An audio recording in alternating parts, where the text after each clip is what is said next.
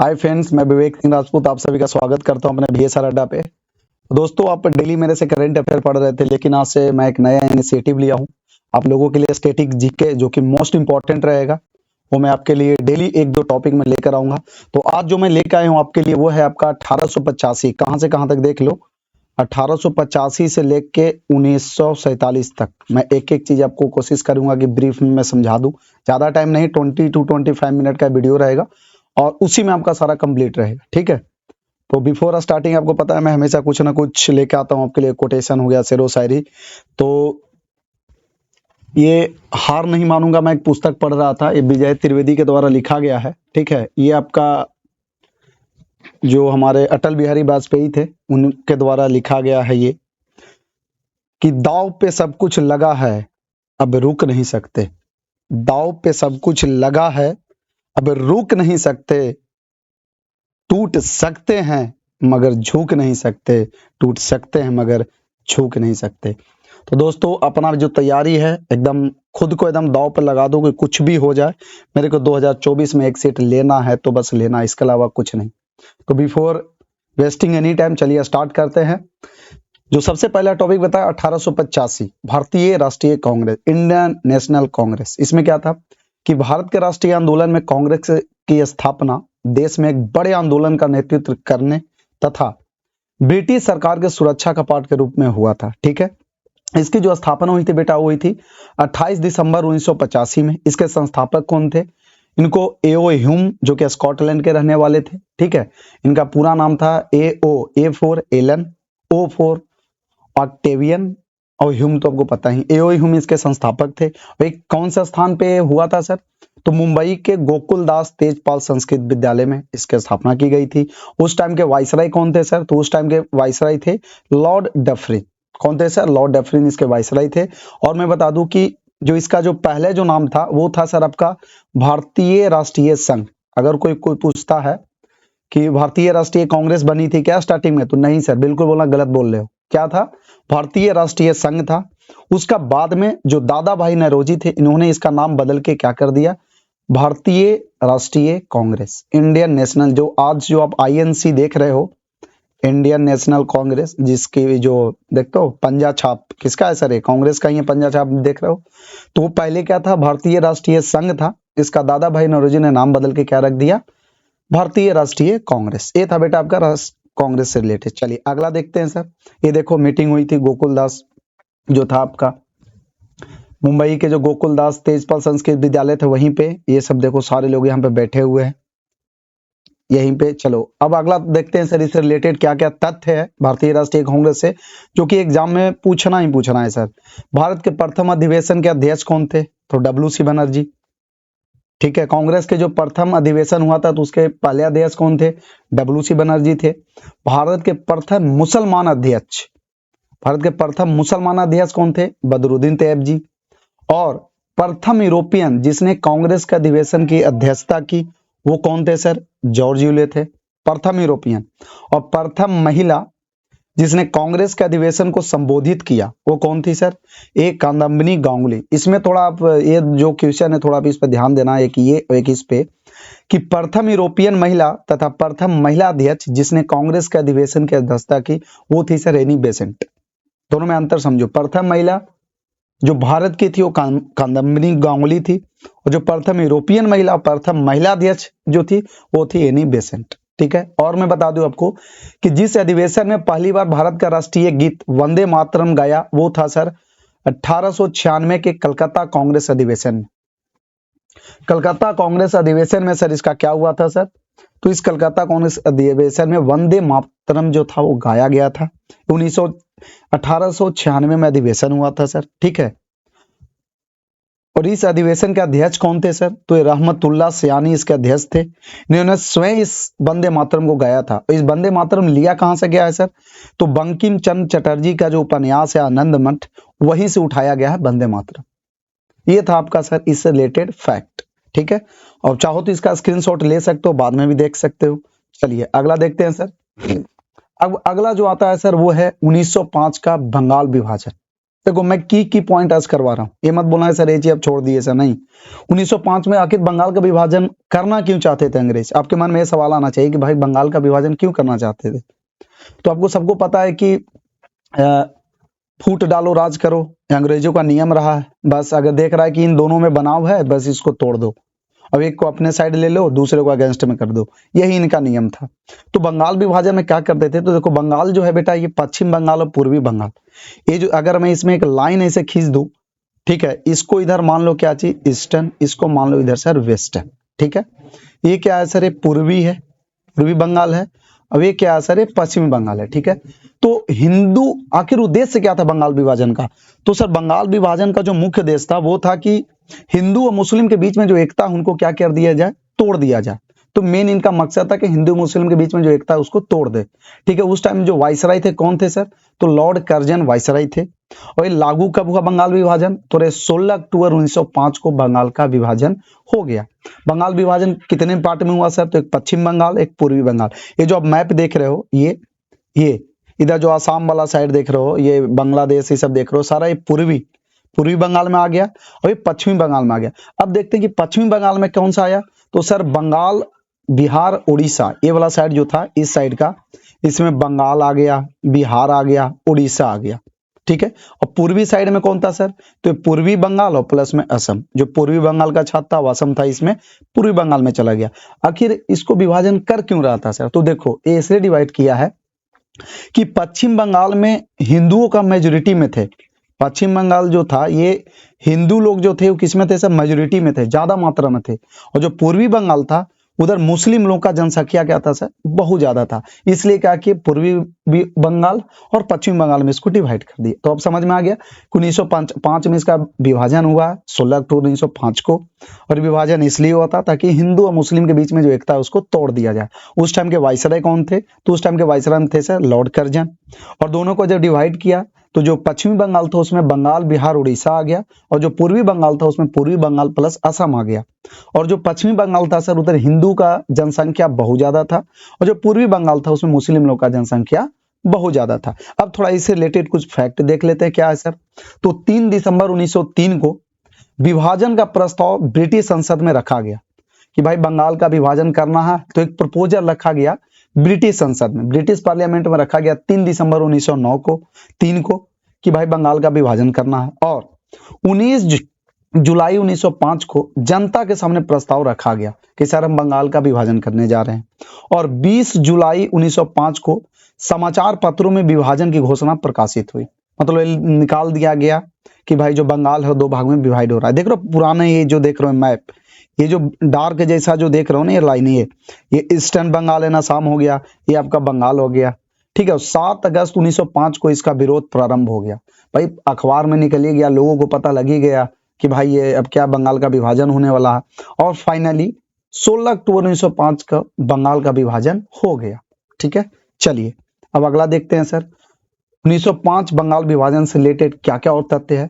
तो सर 16 अक्टूबर जिस दिन बंगाल का विभाजन हुआ था उस दिन के फलस्वरूप बंगाल एवं संपूर्ण देश में रोष एवं विरोध की लहर फैल गई। जैसे ही खबर आया कि भाई 16 अक्टूबर को जो बंगाल है 2 भाग में बट गया है, तो पूरे विरोध एकदम, पूरे भारत देश में विरोध एकदम पैदा हो गया, ठीक है। और 16 अक्टूबर को जिस दिन मतलब विभाजन हुआ था उस दिन को लोग सर शोक दिवस के रूप में मनाया। किस दिन में, शोक दिवस के रूप में। और इसमें क्या था, उस टाइम के जो रविन्द्रनाथ टैगोर थे, ठीक है, रविन्द्रनाथ टैगोर के आह्वान पे, उनके कहने पे 16 अक्टूबर 1905 को रक्षा बंधन दिवस के रूप में मनाया गया। मतलब मुस्लिम लोग हिंदू के कलाई पे राखी बांध रहे थे और हिंदी लोग मुस्लिम लोग के कलाई पे राखी बांध रहे थे, ठीक है। और उसी टाइम बंगाल विभाजन के अवसर पर रविन्द्रनाथ टैगोर ने अपना प्रसिद्ध गीत अमार सोनार बंगला लिखा।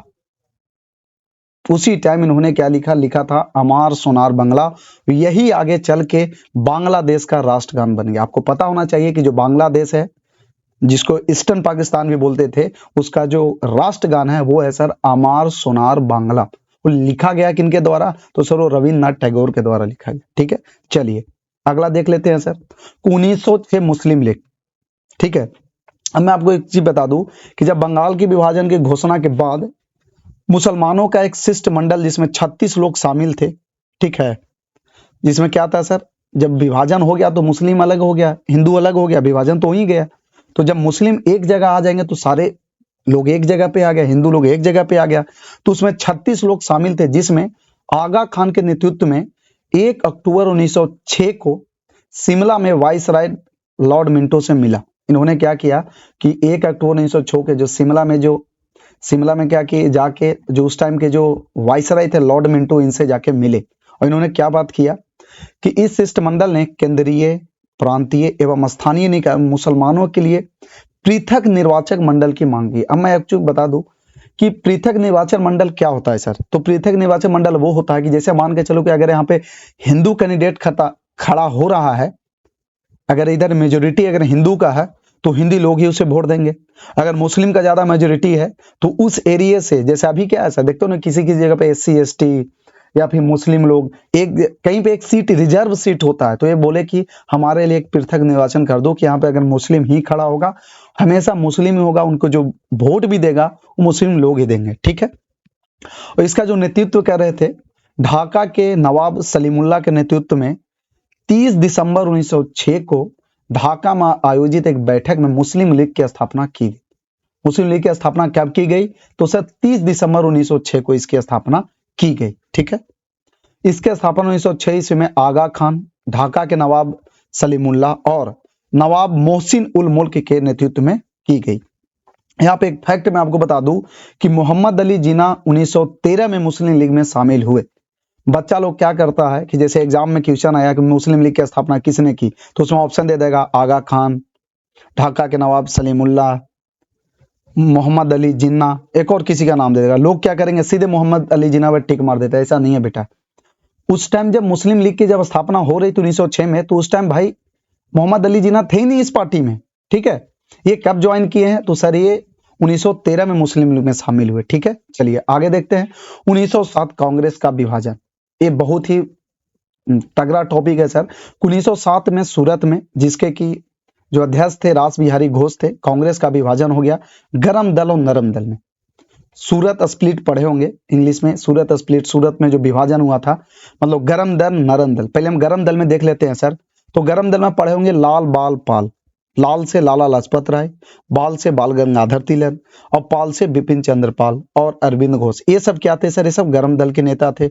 और नरम दल में कौन से थे सर? उदारवादी तथा नरमपंथी नेता थे दादा भाई नौरोजी, फिरोज शाह मेहता, बदरुद्दीन तैयबजी, गोपाल कृष्ण गोखले और आनंद मोहन बसु। ये सब कौन थे सर? सारे नरमपंथी और उदारवादी नेता थे। ठीक है।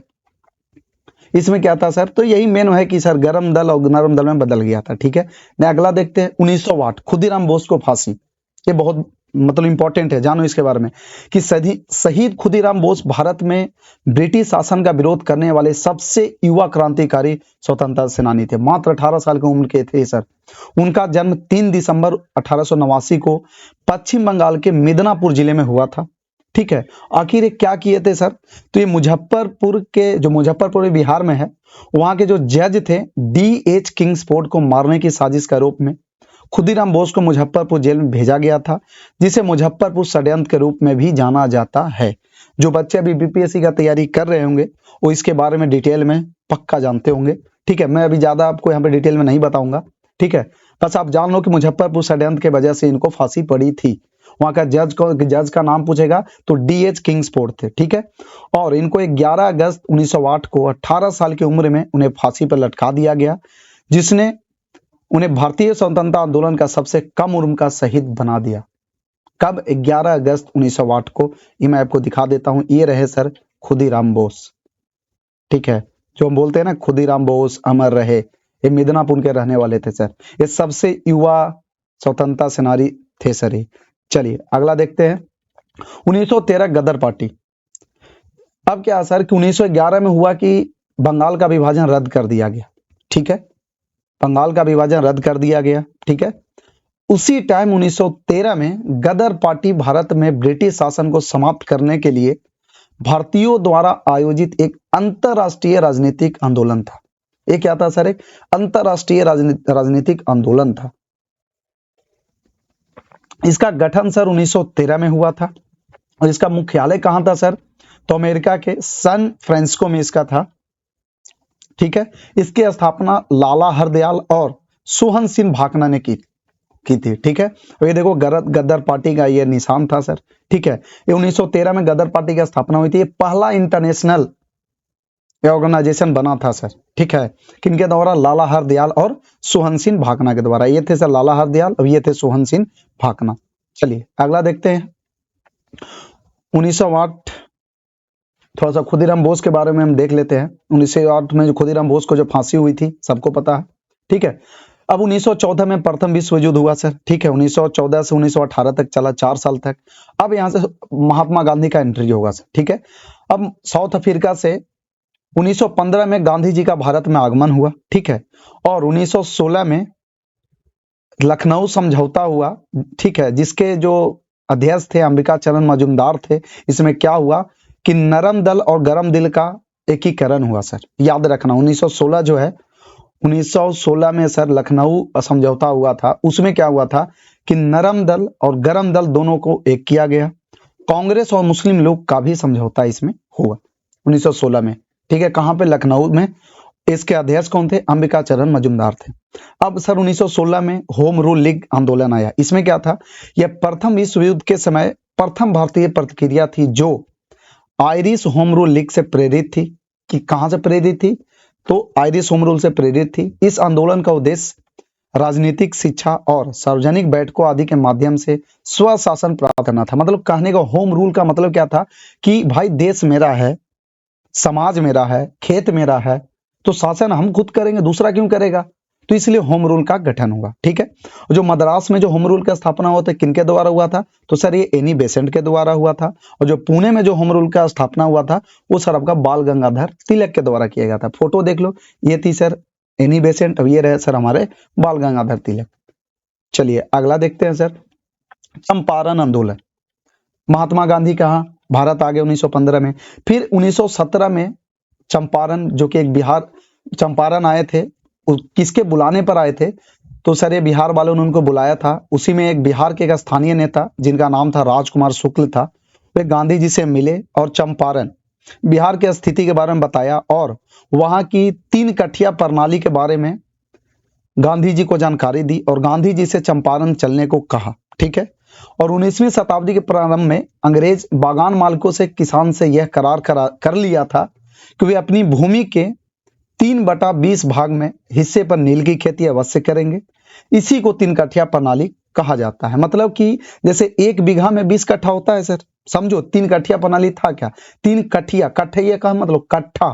ठीक है, जैसे 1 बीघा में सर 20 कट्ठा होता है। कितना कट्ठा? तो 20 कट्ठा। तो बोला कि सर जो 20 कट्ठा है उसमें से 3/20 यानी कि 3 कट्ठा में, जो आपके पास 1 बीघा अगर खेत है, 20 कट्ठा खेत है, तो उसमें से 3 कट्ठा पे आप नील की खेती करोगे, ये अंग्रेजों ने कहा था। ठीक है, तो इस हिस्से पर नील की खेती अवश्य करेंगे। इसी को 3 कठिया प्रणाली कहा जाता है। और इस सत्याग्रह के बाद रविंद्रनाथ टैगोर द्वारा गांधी जी को महात्मा की उपाधि भी दी गई और उसके बाद उन्हें महात्मा गांधी के नाम से बुलाया जाने लगा था। फिर महात्मा गांधी बिहार आए, फिर उन्होंने अनशन भी रखा। उसके बाद ये इनकी जीत हुई। इनकी जीत के बाद रविंद्रनाथ टैगोर ने इनको महात्मा की उपाधि दी। तब से ये महात्मा गांधी के नाम से फेमस हो गए। चलिए, और अगला 1918 में क्या था सर? अहमदाबाद मिल मजदूर आंदोलन। ये क्या था सर? इसके बारे में देखते हैं। तो चंपारण सत्याग्रह के बाद 1918 में गांधी जी अहमदाबाद के कपड़ा मिल मजदूरों से मिले और उनकी समस्या को समझा। यहाँ का विवाद पैलेस, विवाद क्या था सर? यहाँ का विवाद प्लेग एक बोनस को लेकर आया था। जब प्लेग की समाप्ति हुई तो मिल मालिक बोनस को समाप्त करना चाहते थे। मजदूरों ने इसका विरोध किया तथा गांधी जी ने मजदूरों को हड़ताल पर जाने को कहा। मतलब क्या था कि उस टाइम प्लेग आ गया था, तो प्लेग की वजह से क्या था, कंपनी लोग उनको बोनस देना स्टार्ट कर दिया। और जैसे ही प्लेग खत्म हुआ तो इन्होंने क्या किया कि इन पे बोनस देना इनको बंद कर दिया। तो लोग मजदूर थे, विरोध में आ गए। फिर गांधी जी वहां पे गए, फिर गांधी जी को वहां पे जीत हुई। ये गांधी जी की दूसरी जीत थी। तीसरी थोड़ा देखते हैं क्या सर? खेड़ा आंदोलन 1918 में ही हुआ था। इसके बाद उसी वर्ष 1918 में गांधी जी खेड़ा, जो कि गुजरात में हो रहे किसानों के साथ अत्याचार के विरोध में, अंग्रेजों के यहाँ पर किसानों के फसलें नष्ट हो जाने के बाद भी उनसे करों की वसूली की जा रही थी। क्या था इसमें जो बता दूं खेड़ा आंदोलन में, कि वहां जो फसल था पूरा नष्ट हो गया था। उसके बावजूद भी जो अंग्रेजी शासक था वो क्या चाहता था इनसे कि भाई हमें कर चाहिए, मतलब कि हमें रेवेन्यू चाहिए ही चाहिए। भैया जब खेती हुआ नहीं तो हम पैसा कहाँ से देंगे? तो जो वहां के जो किसान थे विरोध पे उतर गए। तब फिर गांधी जी ने किसानों को लगान ना देने के लिए कहा। इस मामले की जांच के बाद यह निष्कर्ष निकाला कि लगान माफ कर देना चाहिए। गांधी जी के दक्षिण अफ्रीका में किए गए उनके कार्य को लेकर वे भारत में काफी चर्चित थे और इन आंदोलनों में भी सफलता पाते हुए वो भारत में बड़े नेता के रूप में देखे जाने लगे थे। इनमें मतलब लगातार इनको बैक टू बैक 3 जीत मिली। पहले तो फेमस थे ही साउथ अफ्रीका में, उसके साथ ही बिहार आए, 1917 में चंपारण आंदोलन जीत गए, फिर अहमदाबाद में मजदूरों को जिता दिए, फिर खेड़ा आंदोलन भी जीत गए। तो ये क्या हो गए, बहुत ही लोकप्रिय नेता उस टाइम बन गए। अब देखते हैं रॉलेट एक्ट 1919 क्या था सर। देखो, जब 1918 में विश्व युद्ध समाप्त हो गया था, तो उसके बाद ही मैं एक चीज आपको बताना भूल गया था कि जब महात्मा गांधी भारत आए थे तो उस टाइम इनको सार्जेंट बोला जाता था। क्यों? क्योंकि जब ये आए थे ना, तो जो विश्व युद्ध, प्रथम विश्व युद्ध चल रहा था 1914 में, तो लोगों को बहुत मोटिवेट कर रहे थे गांधी जी कि भाई जाओ फौज में ज्वाइन करो, देश की सेवा करो, अंग्रेजों को मदद करो। तो इसलिए उनको क्या बोला जाता था, सार्जेंट ऑफ ब्रिटिश फोर्सेस बोला जाता था। इसीलिए कहीं पे देखा होगा सार्जेंट शब्द तभी इनको बोला गया था, क्योंकि लोगों को मोटिवेट कर रहे थे कि जाओ भैया अंग्रेजी शासकों में ज्वाइन करो फौज में। ठीक है, अब देखते हैं कि जब 1918 में खत्म हो गया प्रथम विश्व युद्ध, तो उसके बाद 1919 में अंग्रेजों द्वारा रॉलेट एक्ट को भारत में लाया गया। रॉलेट एक्ट क्या था, पहले मैं बता दूं कि इसमें क्या था सर, बिना अपील, बिना वकील और बिना दलील कानून के आप किसी को अरेस्ट कर सकते हो, किसी को अंदर डाल सकते हो। मतलब कहने का मतलब हुआ कि सब कुछ उनके हाथ में, आपके हाथ में कुछ भी नहीं है। ठीक है, परंतु उस एक्ट में भारतीयों के लिए कोई अच्छी बात नहीं थी, जैसा गांधी जो भारत के लोग सोच रहे थे। क्योंकि जैसे हमने ऊपर चर्चा की थी कि गांधी जी भारतीयों को विश्व युद्ध में अंग्रेजों की मदद के लिए अंग्रेजी सेना में भर्ती होने का प्रोत्साहन दे रहे थे, ताकि विश्व युद्ध के बाद अंग्रेज भारत के लिए कुछ अच्छे कदम उठाएंगे, पर ऐसा कुछ नहीं हुआ था। ठीक है, बल्कि और क्या आएगा सर, जैसे 1918 में विश्व युद्ध खत्म हुआ, 1919 में रॉलेट एक्ट आ गया। रॉलेट एक्ट देखिए, उसमें इसको काला कानून भी बोला जाता है, इसके बारे में हम देखेंगे। ये देखिए सर सिडनी रॉलेट, पहले चेहरा आप देख लो सर, सर सिडनी रॉलेट ये आपके रहे। ठीक है, यही लाए थे रॉलेट एक्ट। ये है सर सैफुद्दीन किचलू और डॉक्टर सत्यपाल। आखिर मैं इनको फोटो क्यों देखने बोल रहा हूँ, इसके बारे में हम आगे बताएंगे। पहले इनका चेहरा देख लो, ये थे सर सिडनी रॉलेट जिन्होंने रॉलेट एक्ट लाया था। ये है सर सैफुद्दीन किचलू, ठीक है, ये स्वतंत्रता सेनानी है, और डॉक्टर सत्यपाल ये भी स्वतंत्रता सेनानी है। आखिर क्या हुआ था सर, जो देखो जालियांवाला बाग नरसंहार 1919 में क्या हुआ था, इसमें कि पंजाब के दो लोकप्रिय नेता डॉक्टर सत्यपाल और डॉक्टर सैफुद्दीन किचलू की गिरफ्तारी के बाद जनता का आक्रोश तेज हो गया। कई जगह हिंसाएं हुई। मतलब जो दो नेता थे पंजाब के, डॉक्टर सत्यपाल और डॉक्टर सैफुद्दीन, इन दोनों को क्या कर लिया, गिरफ्तार कर लिया। तो इनको गिरफ्तार करने के बाद लोग क्या किए सर, तो अमृतसर में 13 अप्रैल 1920 को शाम 5 बजे जालियांवाला बाग में विशाल सभा में रॉलेट एक्ट, डॉक्टर सत्यपाल आदि के बारे में भाषण चल रहा था। तभी सैन्य अधिकारी ब्रिगेडियर जनरल रोगिनाल डायर, जिसको जनरल डायर भी बोलते हैं, ने फौज द्वारा भीड़ पर गोली चलाने का आदेश दे दिया। इस घटनाकांड में लगभग 1500 लोग मारे गए। वैसे सरकारी आंकड़ों के अनुसार मारे गए लोगों की संख्या 389 और घायलों की संख्या 1200 बताई गई थी। ठीक है, आखिर क्या हुआ था, तो देखो इसमें क्या हुआ था कि डॉक्टर सत्यपाल और डॉक्टर सैफुद्दीन किचलू को गिरफ्तार कर लिया। तो उनके गिरफ्तारी के विरोध में क्या हुआ, लोग जालियांवाला बाग था, एक क्या पार्क टाइप का था, तो जालियांवाला बाग में लोग इकट्ठे हुए और उनके विरोध में लोग भाषण दे रहे थे। और ये क्या किया, जनरल डायर क्या किया कि उस गेट को, जो पार्क था उसके गेट को बंद कर दिया और बोला कि भाई इन पे गोलियां चला दो। और लगातार गोलियां, कितने लोग भाई चले गए। नरसंहार है ये, समझ रहे हो, शब्द से ही पकड़ो, नरसंहार। ठीक है, इसमें सरकारी आंकड़ा जो दिखाया 379 एक्चुअल में था नहीं भाई, वहां पर लाखों लोग मरे होंगे। ठीक है, और बता दूं कि जालियांवाला बाग नरसंहार के समय भारत का वाइसराय लॉर्ड चेम्सफोर्ड था। सवाल आता है कि जब जालियांवाला बाग आया था तो उस टाइम कौन था सर वाइसराय, तो लॉर्ड चेम्सफोर्ड थे। ठीक है, चलिए अगला देखते हैं। देखो यही जालियांवाला बाग है, देखो अभी भी जाओगे कभी ना तो वहां देखो ये जो गोलियों की निशानी है, देखो ये सब मार्क किया हुआ है सब, ये देखो ये सब, ये है सर जालियांवाला बाग। देखो लोग बाहर भी नहीं निकल पाए थे, तो गोली पे गोली बरसाया जाया था। अभी कभी जाओगे ना तो आप देख लोगे जालियांवाला बाग ये। चलो आगे आते हैं 1919 से 1922 तक। अब आते हैं थोड़ा सर खिलाफत मूवमेंट के तरफ बढ़ते हैं। तो उस टाइम क्या चल रहा था सर 1919 से 1922 तक, तो उस समय तुर्की के खलीफा को सारे विश्व के मुस्लिमों का धार्मिक गुरु माना जाता था और उनके ऊपर अंग्रेजों द्वारा बुरा व्यवहार किया जा रहा था। और अंग्रेजों के उनके साथ उस बुरे व्यवहार को लेकर भारत में मुस्लिमों ने अंग्रेजों के विरुद्ध खिलाफत आंदोलन को शुरू कर दिया था। गांधी जी ने भी इस आंदोलन में सहयोग किया था, क्योंकि वे मुस्लिमों को भी भारत के अंग्रेजों के विरुद्ध राष्ट्रीय आंदोलन में जोड़ना चाहते थे। प्रारंभ में इस आंदोलन को नेतृत्व अली बंधुओं शौकत अली और मोहम्मद अली द्वारा किया जा रहा था, परंतु बाद में इस खिलाफत आंदोलन का नेतृत्व गांधी जी को भी दिया गया था। कहने का देखो खिलाफत आंदोलन क्यों आया, तो उस टाइम जितने भी मुस्लिम समुदाय थे ना, उस टाइम सबका खलीफा एक था। कौन था वो? तुर्की में था सर। तुर्की के जो मुसलमान जो हेड थे वो खलीफा माना जाता था। उन पे अंग्रेजों ने अत्याचार करने लगा। इस अत्याचार को लेकर जो भारत में जो मुस्लिम लोग थे इसका विरोध करने लगे अंग्रेजों का।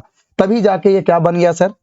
तब जाके सर ये बना आपका खिलाफत आंदोलन यहाँ पे शुरू कर दिया। किनके द्वारा? तो शौकत अली और मोहम्मद अली दो भाई थे, उनके द्वारा। थोड़ा सा इसके आगे देख लेते हैं। ठीक है, चलिए अगला है सर असहयोग आंदोलन, जो 1920 में हुआ था।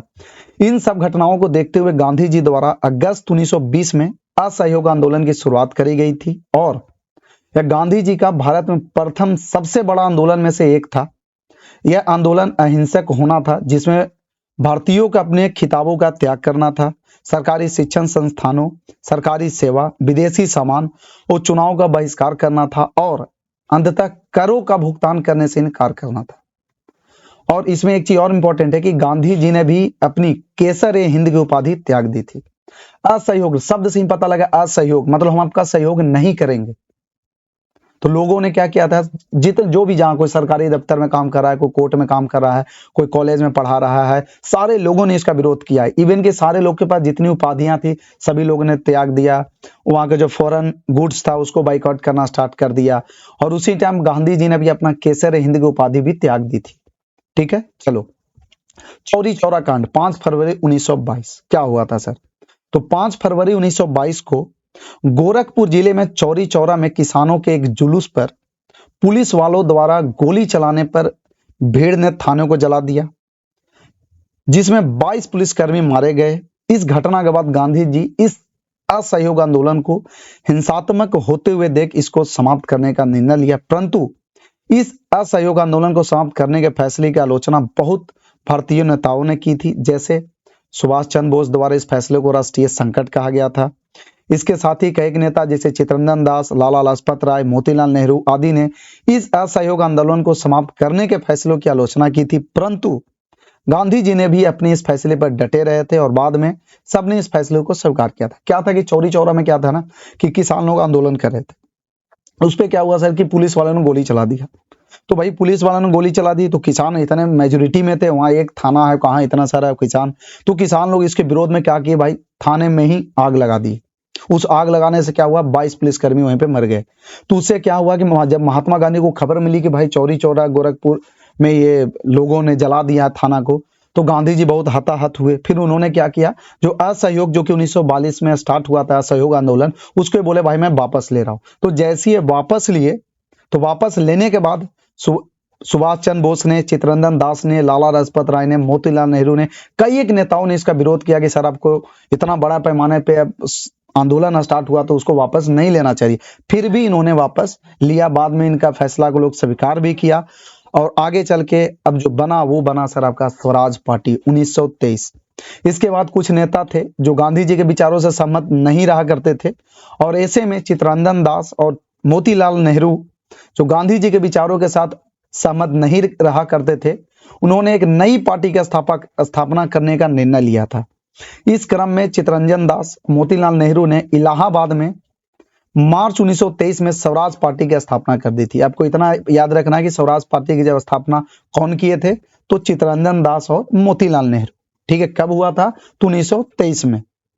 अगला है सर साइमन कमीशन 1928। इसमें क्या हुआ था, आपको एक चीज मैं मोस्ट इंपॉर्टेंट चीज बता दूं कि पूरे जब आईएनसी पढ़ते हो इंडियन नेशनल कांग्रेस में, तो पूरे अधिवेशन में मात्र एक ऐसा इकलौता अधिवेशन था जिसमें महात्मा गांधी अध्यक्ष बने थे। वो कौन सा अधिवेशन था सर, तो 1924 का जो बेलगांव में अधिवेशन हुआ था उसके अध्यक्ष थे महात्मा गांधी। एक ही बार महात्मा गांधी बने थे। ये कांग्रेस का 40वां अधिवेशन था और एकमात्र अधिवेशन था जिसमें गांधी जी अध्यक्ष बने थे। ठीक है, अब साइमन कमीशन 1928 में आया था। इसमें क्या हुआ सर, तो साइमन कमीशन 3 फरवरी 1928 को विलायत से मुंबई पहुंचा। यहां इसका स्वागत देशव्यापी हड़ताल से हुआ, और जब कमीशन दिल्ली पहुंचा तो वहां काले झंडों और साइमन कमीशन वापस जाओ के नारों के साथ विरोध किया गया। साइमन कमीशन वापस जाओ अब लाहौर पहुंचा तो लाला लाजपत राय के नेतृत्व में इसके खिलाफ प्रदर्शन किया गया, पर पुलिस के लाठीचार्ज के कारण ही कुछ दिनों के बाद लाला जी की मृत्यु हो गई। देखो, जब साइमन कमीशन आया था तो इसको लोग काला कानून भी बोले थे, और साइमन गो बैक, आपने सुना होगा, साइमन कमीशन वापस जाओ, साइमन कमीशन वापस जाओ, तो लोग इसका बहिष्कार कर रहे थे। तो जब वैसी उसी टाइम लाहौर में लाला लाजपत राय भी इसका विरोध कर रहे थे साइमन कमीशन पे, तो पुलिस वालों ने लाला लाजपत राय पे इतनी लाठियां बरसाई कि कुछ दिनों बाद इनकी मृत्यु हो गई। इनकी मृत्यु के बाद देखो यहाँ पे फोटो दिखाता हूं, तो वो साइमन गो बैक लिखा हुआ है, लोग इसका भरपूर विरोध भी कर रहे थे। अब देखिए, अब आते हैं सर 1929, ये लाहौर का सेशन है सर, लाहौर में सेशन हुआ था, जिसकी अध्यक्षता कौन कर रहे थे, तो सर जवाहरलाल नेहरू कर रहे थे। ठीक है, एक कांग्रेस का, ये नहीं भाई, ये 41वां अधिवेशन और एक था, ठीक है, ये गांधी जी वाला हटा दो, ये पुराना वाला है, इसको हटा देना। हाँ, चलिए, यह दांडी मार्च 12 मार्च 1930 को, अब थोड़ा दांडी मार्च के बारे में देखते हैं। ठीक है, 12 मार्च 1930 से लेके 6 अप्रैल 1930 तक चला था। ठीक है, यह दांडी मार्च 12 मार्च 1930 को शुरू हुआ था और 6 अप्रैल 1930 तक चला था। कब से कब तक, तो सर 12 मार्च को स्टार्ट हुआ था, 6 अप्रैल को खत्म हो गया था। और इस दांडी मार्च के जो था, गांधी जी का साबरमती आश्रम से लेकर दांडी तक चला था। कहां से कहां तक सर, तो साबरमती आश्रम से लेकर दांडी तक चला था। ठीक है, इसमें गांधी जी के साथ भारत के अलग अलग क्षेत्रों से कुल 78 मतलब 78 सहयोगियों ने इसमें भाग लिया था, और इसकी जो कुल दूरी थी सर वो 241 मील था। कब, आपको मेन डेट याद रखना, 12 मार्च से लेके कब तक, 6 अप्रैल तक 1930। कितने लोग भाग लिए थे, तो 78 लोग भाग लिए थे। कहां से कहां तक चली थी, तो साबरमती आश्रम से लेकर दांडी तक चली थी। कितने दूरी तय किए थे, तो 241 मील की दूरी तय किए थे। चलो अगला देखते हैं, साइमन कमीशन तो बता ही दिए हैं, 3 फरवरी कहाँ, चलिए आगे। प्रथम गोलमेज सम्मेलन, जिसको फर्स्ट राउंड टेबल कॉन्फ्रेंस बोलते हैं। ठीक है, तो बेटा अभी हम देख रहे थे प्रथम गोलमेज सम्मेलन, जिसको फर्स्ट राउंड टेबल, यह सम्मेलन 12 नवंबर 1930 से लेकर 19 जनवरी 1931 तक चला। इस सम्मेलन में, यह सम्मेलन सेंट जेम्स पैलेस लंदन में आयोजित हुआ। ठीक है, इसमें कौन कौन से थे, देखो, ब्रिटिश सम्राट उस टाइम के कौन थे, जॉर्ज पंचम। ब्रिटिश प्रधानमंत्री कौन थे, रैमजे मैकडोनाल्ड। और उस टाइम के गवर्नर जनरल कौन थे, तो सर लॉर्ड इरविन। ठीक है, इस सम्मेलन में कुल 89 प्रतिनिधि, कितना सर, 89 प्रतिनिधि ने भाग लिया, जिसमें से कौन कौन थे, तो ब्रिटिश राजनीतिक दलों से 16 प्रतिनिधि थे, से देसी रियासतों से 16 प्रतिनिधि थे, और ब्रिटिश भारत के 57 राजनीतिक नेता थे। और एक चीज इसमें मोस्ट इंपॉर्टेंट है सर, कि कांग्रेस का कोई भी प्रतिनिधि इस सम्मेलन में उपस्थित नहीं हुआ। ये था फर्स्ट राउंड टेबल। अब अगला देखते हैं सर, सेकेंड राउंड टेबल, जिसको द्वितीय गोलमेज सम्मेलन बोलते हैं। ये कब से कब तक चली थी, तो सर ये 7 सितंबर 1931 से हुआ था, जिसमें कांग्रेस ने भी भाग लिया था, और ये 1 दिसंबर 1931 को समाप्त हुआ था। यह सम्मेलन भी लंदन में ही था। उस टाइम कौन थे सर, तो ब्रिटिश सम्राट जॉर्ज पंचम थे, ब्रिटिश प्रधानमंत्री रैमजे मैकडोनाल्ड थे, लेकिन वायसराय यहाँ चेंज हो गया था सर। ये कौन थे, लॉर्ड वेलिंगटन। ठीक है, कांग्रेस के प्रतिनिधि कौन थे, तो महात्मा गांधी। ठीक है, वो कांग्रेस के एकमात्र प्रतिनिधि थे। महिला प्रतिनिधि कौन थी, सरोजनी नायडू, बेगम जहां, आरा शाहनवाज।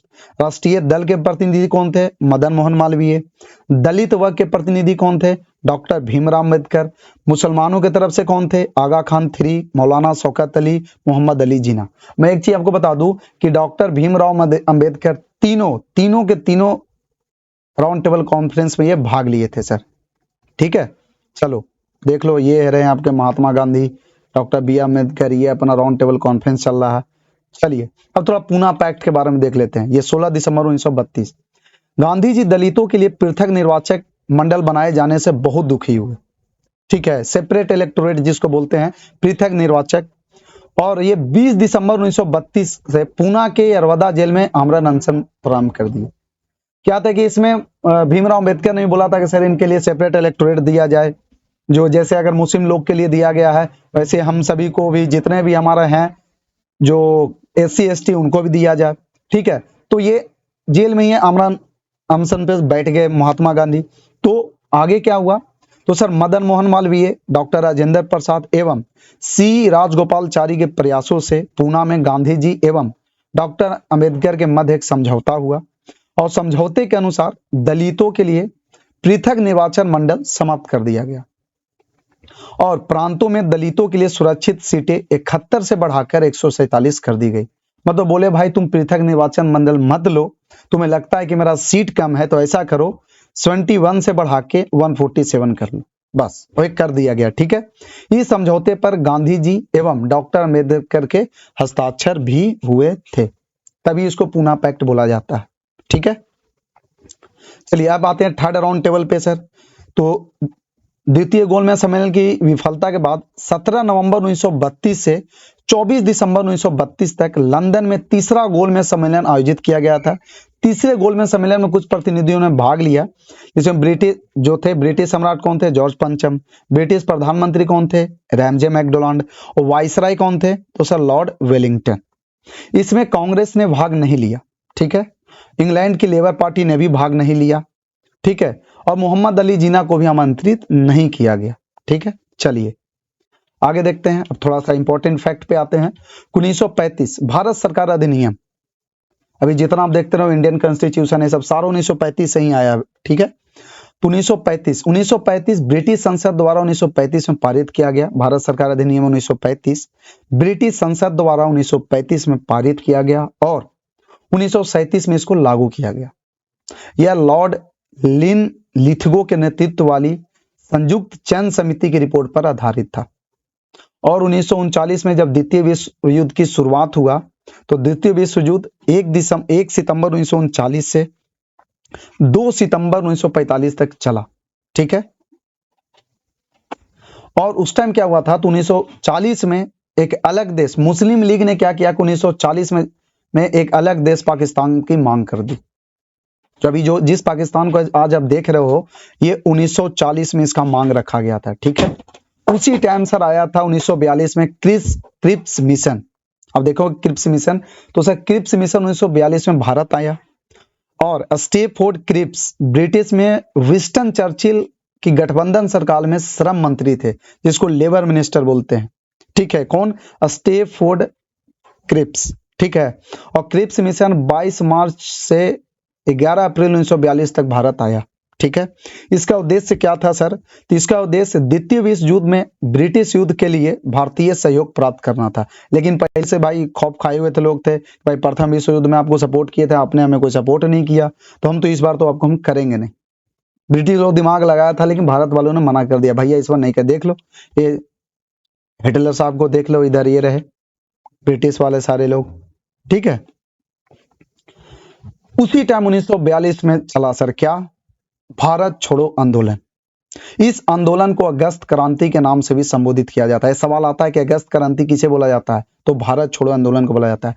इसके बाद अंग्रेजों द्वारा ऑपरेशन जीरो आवर चलाया गया, जिसके तहत गांधी जी सहित लगभग सारे बड़े नेताओं को गिरफ्तार कर लिया गया था।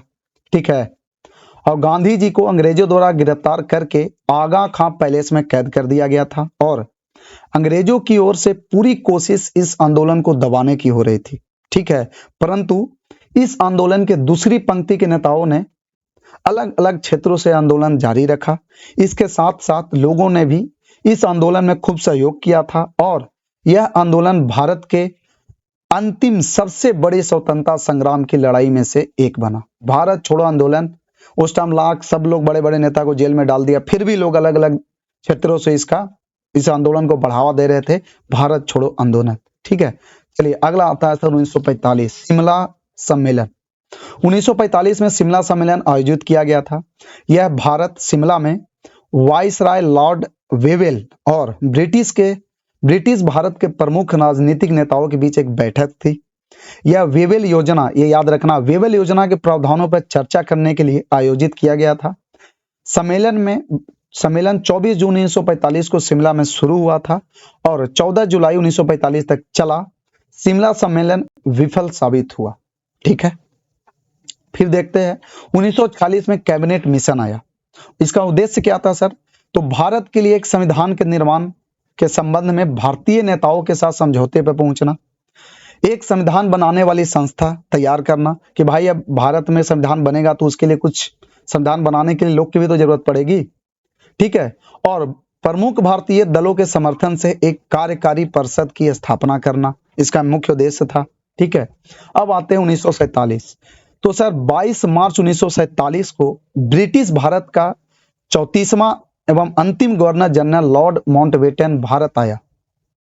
ब्रिटिश भारत का 34वां, कौन सा सर? 34वां, 34th। 22 मार्च 1947 को लॉर्ड माउंटबेटन भारत आए। कैसे? तो एज ए 34वां गवर्नर जनरल बनके, क्योंकि भारत का अंतिम गवर्नर जनरल बनके आया। और लगभग 2 महीने की वार्ता के पश्चात लॉर्ड माउंटबेटन इस निष्कर्ष पर पहुंचा कि भारत का विभाजन अनिवार्य है, मतलब भारत का भाई विभाजन करना कंपलसरी है। और लॉर्ड माउंटबेटन की योजना के अनुसार भारत और पाकिस्तान 2 अलग देश बना। ये जो देख रहे हो ये भारत पाकिस्तान विभाजन 1947, यहाँ ये पश्चिमी पाकिस्तान, ये पाकिस्तान बन गया, ठीक है। ये तो अपना भारत है ही। आज ये पूर्वी पाकिस्तान देख रहे हो, यही आपका ये बांग्लादेश है, ठीक है। तो ये था बेटा आपका 1885 से लेके 1947 तक का पूरा जो भी हमें लगा, जितना मुझे पता था मैं आपको अपना बता दिया। अगर आप भी आपको कोई डाउट रह गया हो तो प्लीज आप मेरे को कमेंट बॉक्स में बताना, मैं पक्का उसको रिप्लाई करूंगा और आपको जवाब भी दूंगा। तब तक के लिए bye bye, take care, keep shining off, जय हिंद।